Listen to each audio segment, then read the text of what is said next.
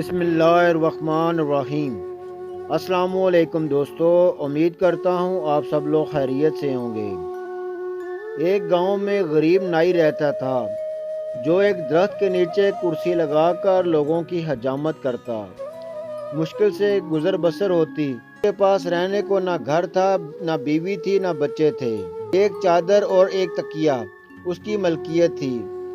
جب رات ہوتی تو وہ ایک بند سکول کے باہر چادر بچھاتا، تکیہ رکھتا اور سو جاتا۔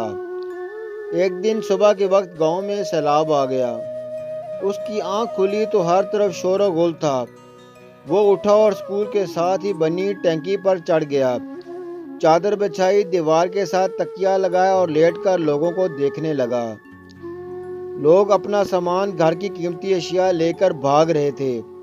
کوئی نقدی لے کر بھاگ رہا تھا، کوئی زیور لے کر، کوئی بکریاں تو کوئی کچھ قیمتی اشیاء لے کر بھاگ رہا تھا۔ اوے ساڈی ہر چیز اجڑ گئی ہے، ساڈی جان تے بنی ہے، تو ایتھے سکون نال لیٹا ہوئے ہیں۔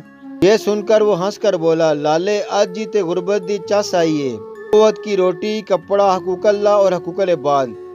ایک طرف امیروں کا حساب ہو رہا ہوگا، پلازے، دکانیں، فیکٹریاں، گاڑیاں، بنگلے، سونا چاندی، ملازم، پیسہ، حلال حرام، عیش و آرام، زکوٰۃ، حقوق اللہ، حقوق العباد۔